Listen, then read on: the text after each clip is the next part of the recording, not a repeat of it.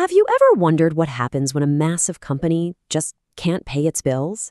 Well, for decades in India, the answer was pretty much just chaos. But then one single law came along and changed absolutely everything. Today, we're going to unpack the Insolvency and Bankruptcy Code, or the IBC, a reform that didn't just tweak the rules. Nope, it completely rewrote the playbook for big business in India. Okay, if you only remember one thing from our entire conversation today, make it this. This is the heart of the entire reform.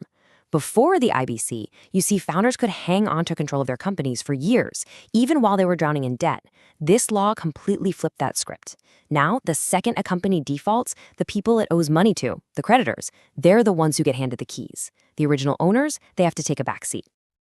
So here's our roadmap. First, we're going to look at the total chaos that existed before this code. Then we'll walk through the long journey it took to get this reform done. After that, we'll get into the real nuts and bolts of how the process works, check out the institutions that make it all happen, and finally, we'll see just how huge its impact has been on India's business world. All right, let's just rewind the clock for a second to the time before 2016. If you were trying to sort out a failing business in India back then, well, it was like being trapped in a super complex, incredibly frustrating maze with no clear way out. You see, the old system wasn't just a little slow, it was fundamentally broken. It was this tangled mess of different laws that just created paralyzing delays. I mean, cases could drag on for years and years. And while everyone was arguing in court, the company's actual value, its factories, its machines, everything was just bleeding out. By the time a decision was made, there was often nothing left to save. It was, frankly, a system that was built to fail. And the real problem was this. There was no single rulebook. Not at all. Instead, businesses and lenders had to deal with at least 6 different major laws, and some of them dated all the way back to colonial times. Each one had its own court, its own process. It was a recipe for confusion and made a quick, clean resolution basically impossible. Now, a massive change like the IBC doesn't just appear out of thin air. It was really the final stop on a very long journey. For decades, experts knew the system was a disaster, and one committee after another was set up to figure out how on earth to fix it. You can actually watch the idea evolve over decades. It all started back in the 80s with some early tries at dealing with so-called sick companies. By the 90s, you had reports calling the process pretty much unworkable. But the real lightbulb moment came in 2001, when a committee first proposed a single, all-in-one bankruptcy code. From that point on, every new report just added another layer, refining the idea and building the case for a complete and total overhaul. So after decades of reports and recommendations and debates, the solution finally arrived. One single, unified, modern law designed to just sweep away that entire tangled mess of old rules. The year was 2016. The Indian Parliament passed the Insolvency and Bankruptcy Code. And let me tell you, this was not just another law. This was a watershed moment.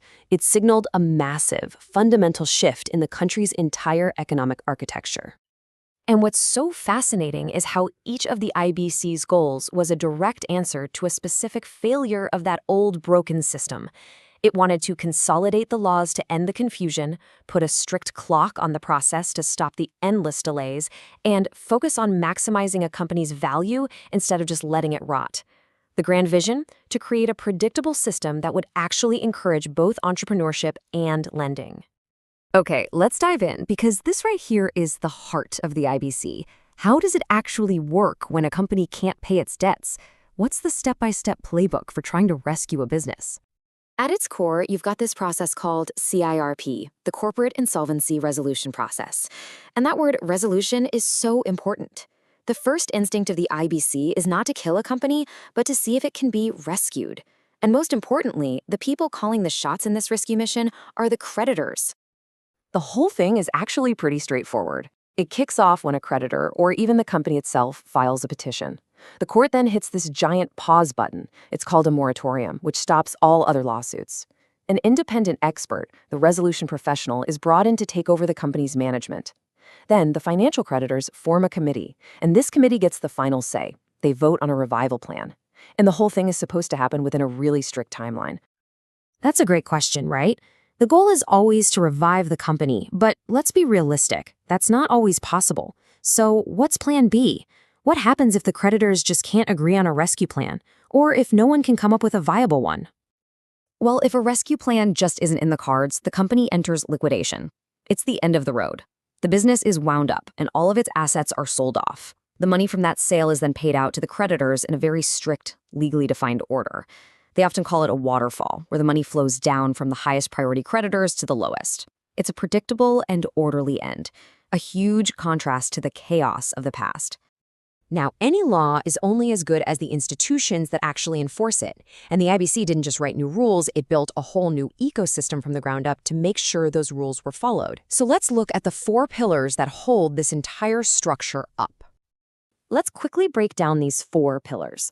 First, you've got the regulator, the IBBI. They're the ones who write the rulebook. Second, you have the insolvency professionals, the experts on the ground who actually manage the failing company.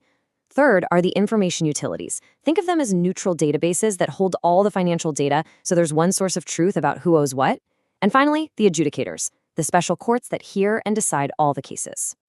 And let's just zoom in on that 4th pillar for a second, the courts. Because this part is really smart. The IBC created a 2-track system to handle cases way more efficiently. Big companies and LLPs, they go to one court, the National Company Law Tribunal, or NCLT.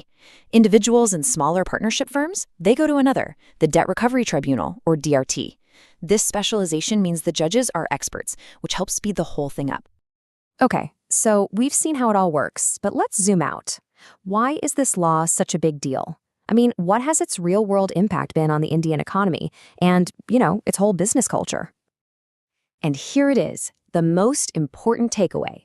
The biggest impact of the IBC wasn't just in the courts, it was in the minds of business owners, the promoters. For the very first time, they faced a real, tangible consequence for not paying their debts. They could lose their entire company.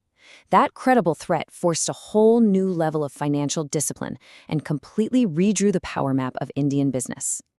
And this massive shift was noticed all over the world. See, a clear, predictable, and fast-moving insolvency law is absolutely critical for international investors. By creating a credible way for them to get their money out if things go wrong, the IBC significantly boosted India's ease of doing business ranking. It sent a huge signal to the world that India is a serious, reliable place to invest capital. When you boil it all down, the philosophy of the IBC is a really powerful one. It aims to treat business failure not as a source of shame, but as a normal part of a healthy, dynamic economy. It creates an orderly exit ramp so capital and talent can be quickly freed up and put to work on new ideas. And this leaves us with a final, massive question. By making failure less of a dead end and more of a stepping stone, will the IBC help build a whole new generation of Indian entrepreneurs, one that is far, far less afraid to take risks and fail? That just might be its greatest legacy.